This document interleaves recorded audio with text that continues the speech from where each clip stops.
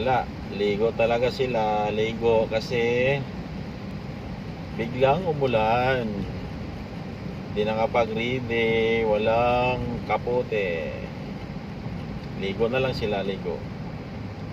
Mga idol, no? Kapag mga ganyan, pwede tayo magbaon ng mga ekstrang kapote para in case habang bumibiyahe at biglang umulan, mayroon tayong pang ano sa ating katawan.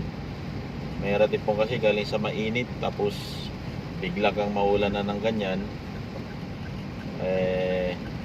ano yan, masakit sa katawan. Kumbaga sa ano, pasma ang abutin natin.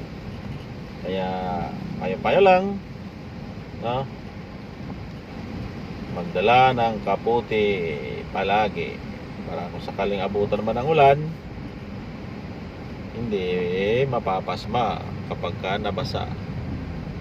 Okay, ayan sila, oh. Sakto siguro mga idol, nabutan ng ulan, nasa ilalim na sila dito ng tulay, kaya nakasilong pa sila. Ayan. Okay, so thank you for watching and God bless.